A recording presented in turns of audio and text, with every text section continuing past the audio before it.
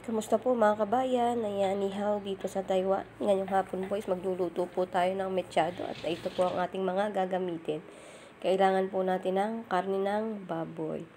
Kailangan din po natin ng carrots. Ayan, isang carrots lang po yung malaki at kailangan din po natin ng red bell pepper. Ayan, kailangan din po natin ng sibuyas. Siyempre, kailangan po is meron din tayong bawang. Yan, kailangan din po natin ng dahon ng laurel. Ayan, pampabango po yan.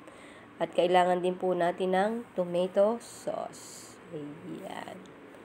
Ayan na po ang ating mga kailangan. Tara po at tayo po magluluto na. Magpainit po tayo ng kawali. Lagyan po natin ng langis o mantika.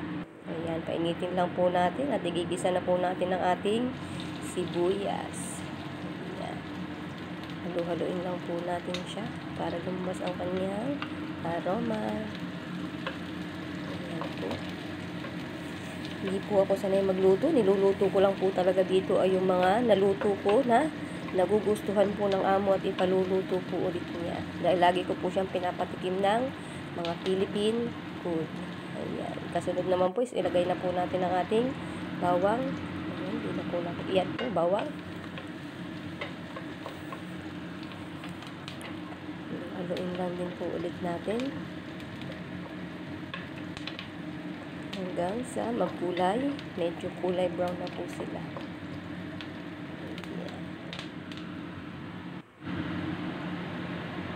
Kasunod po natin, ilalagay na po natin ang ating karne. Isasangkot siya po natin ang ating karneng baboy. May mga ano po talaga, may mga Philippine food po na gustong-gusto ng aking kaya talaga po siya ay bumibili para aking lutuin. Hindi po ito kompleto ng rekado pero masarap na po. Medyo mahal na din po kasi dito ang bilihin, lalo-lalo na po pag bibili kayo sa Philippine store. Ayan, halos doble na din po ng presyo sa atin. Ayan, sangkutsahin lang po natin siya. Nilagyan po natin ng paminta.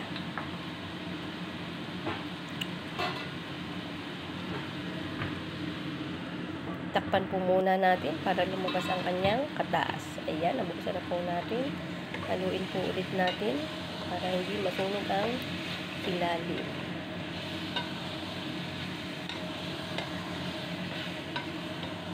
Masarap po yan. Lalo na sa bahaw.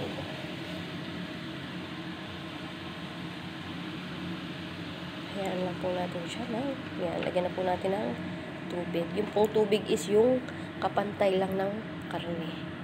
Pang ano lang po, pang labon lang po sa karneng baboy. Takpan lang po muna ulit natin. Balikan natin mamaya. Ayan na po, kumukulo na po siya.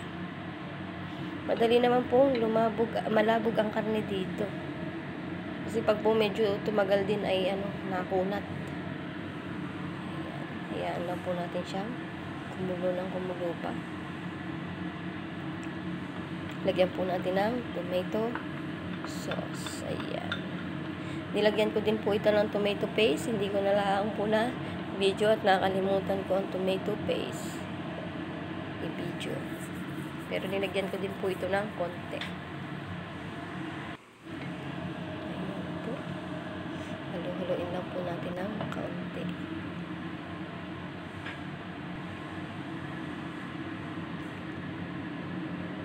Takpan po muna natin hanggang sa kumulo. Ayan na po, kuluan na po siya. Ayan, lagyan po natin ng kaunting pampalasa, magic sarap.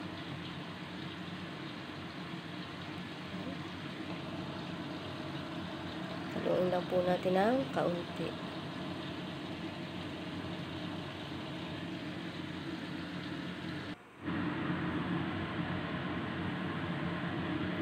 Kumukulo na po siya. Haluin lang po ulit natin. Para din po pumasok yung katas sa loob, yung pinakang lasa ng tomato. So, yan, nilagay na po natin ang ating carrot. Sabay na po para malabog.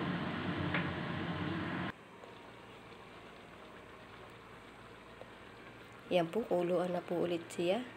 Ilagay na po natin ang ating green bell pepper. Ilagay na din po natin ang ating red bell pepper. Yan po, lagay na din po natin ang laurel. Sabay-sabay na po natin siya ilagay para sabay na sa pagkalabog ng karne.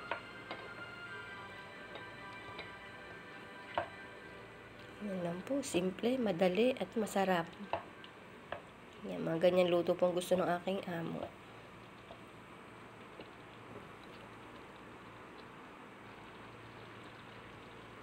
Halu-haluin lang po natin.